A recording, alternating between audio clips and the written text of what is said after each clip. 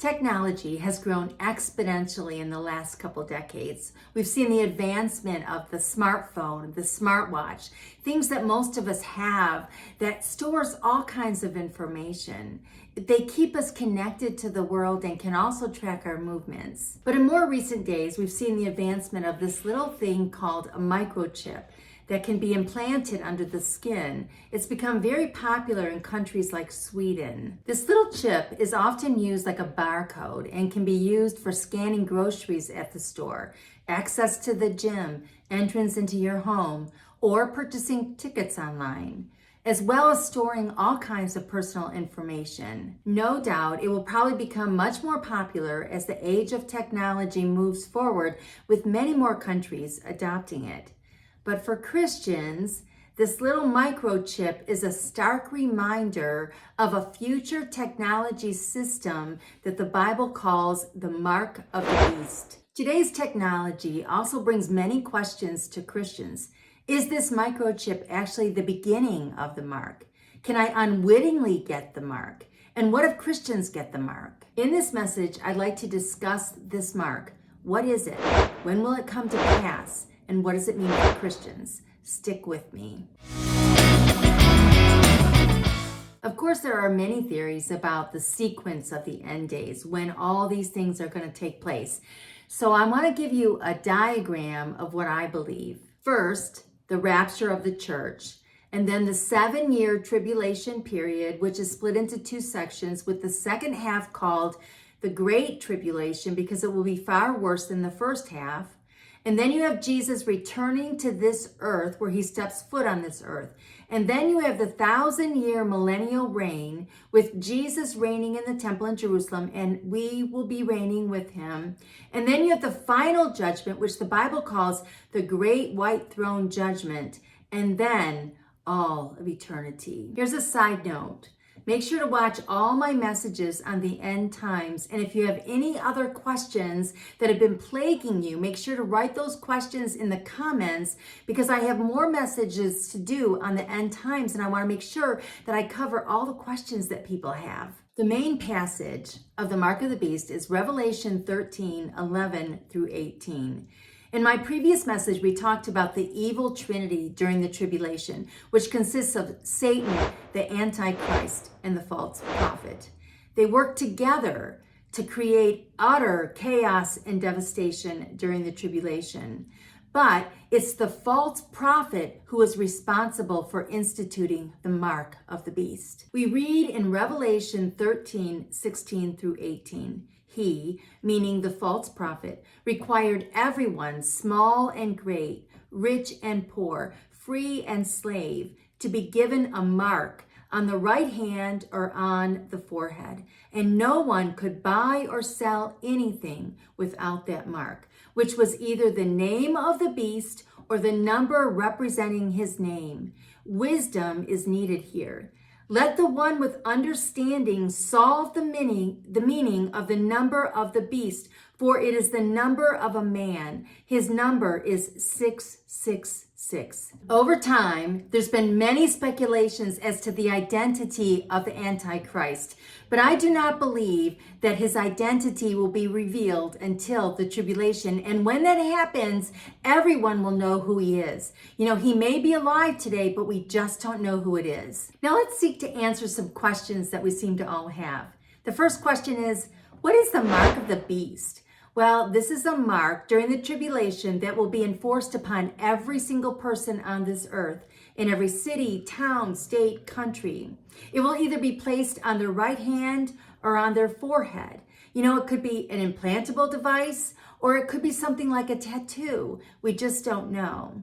It will either be the name of the beast, which is the Antichrist, or it will be the number representing his name, which is 666. The mark of the beast is a license, so to speak, to be able to participate in any financial institution. And those that refuse the mark of the beast cannot buy or sell anything. Again, it's the false prophet who is responsible for instituting the mark of the beast. You know, when you get this mark, it's like a sign that says that you belong to and you worship the Antichrist. The second question is, when will it be put into effect? Well, the short answer is the tribulation. You know, there's a lot of people that are speculating if it's here right now or if it has been here. Some people think that the vaccine for COVID was the mark of the beast, and others think that perhaps this microchip that people are getting is the mark of the beast. Well, the answer is no, it's not here yet. First of all, those things were voluntary. The mark of the beast will be mandated. Since the tribulation is 7 years long, when will the mark of the beast be put into effect? It surely won't be in the beginning, will it? Well, Revelation 13 gives us a sequence of events that lead up to the mark. And so I believe that all these things have to be going on and have to take place before the mark of the beast is put into effect. First of all, the Antichrist is going to rise to power, and he's going to supposedly rise from the dead, which would be deceptive, but people are going to believe it. And so the whole world is going to already be worshiping Satan and the Antichrist.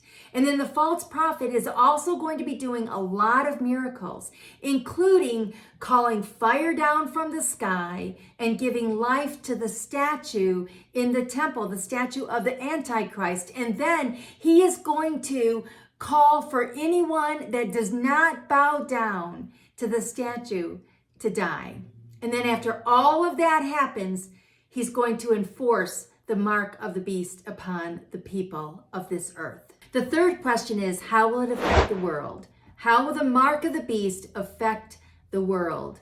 Well, first of all, the mark of the beast will be a great deception. I'm sure that the Antichrist and the false prophet will advertise it well. They'll probably appeal to people's emotions, and they'll probably hire the best marketers that this world has ever known, and they're going to make it sound like it's such a great security measure for people. And because people will be hurting and struggling during the devastating days of the tribulation, they're going to buy into it.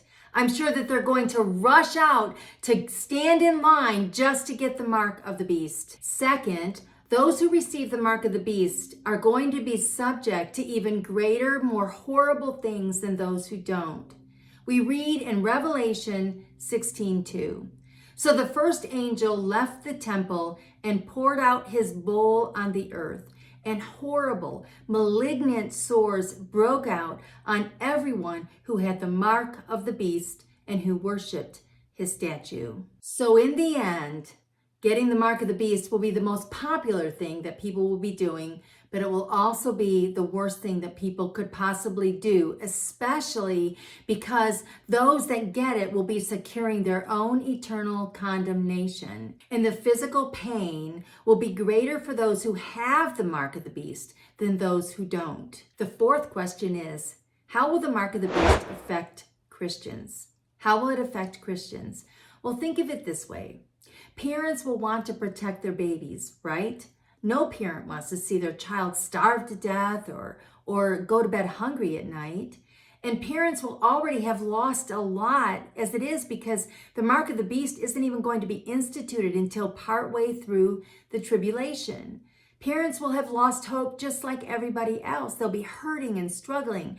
So the pressure to get the mark of the beast will be so strong that people will cave, including Christians. Then the question becomes, what if Christians do get the mark of the beast? What then?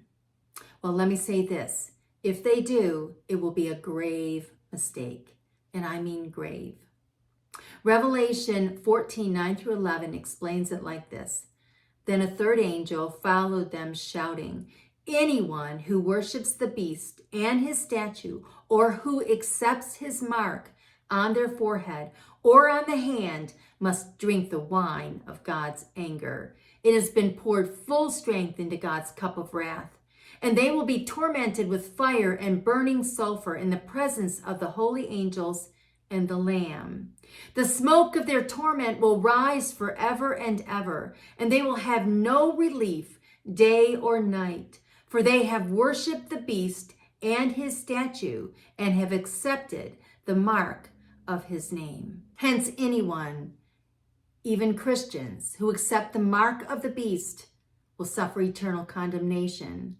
Those that accept it will be siding with the devil. And once they accept it, there is no turning back. But will they know? Will they know for a fact that indeed this is the mark of the beast? Will they know and be warned not to accept it? The answer to these questions is yes. In addition to all the information that will be left during the tribulation from those that were taken up in the rapture, an angel will go about the earth and declare a warning to everyone on this earth to not receive the mark of the beast. So they will know. They will know. Everyone will know not to do it. But as God always does, he gives people a choice. And the choice will be theirs to either accept it or not accept it. But those who do not accept the mark of the beast will most likely die of starvation or even horrible martyrdom. But here's the thing. There is a great reward for those who do not accept the mark of the beast. We read in Revelation 15, 2-3, I saw before me what seemed to be a glass sea mixed with fire, and on it stood all the people who had been victorious over the beast and his statue, and the number presenting his name. They were all holding harps that God had given them, and they were singing the song of Moses, the servant of God, and the song of the Lamb. Wow, what a beautiful scenario that is. It's all about choice during the tribulation, and it's all about choice for us right here, right now, today. For unbelievers, the best choice that they could make is to receive Jesus as their Lord and their Savior, securing eternal life with him forever and escaping the wrath of the tribulation. And for us, the best choice that we could make is to walk with Jesus and to make much of him. You know, he makes much of us. Imagine how proud he is when we make much of him.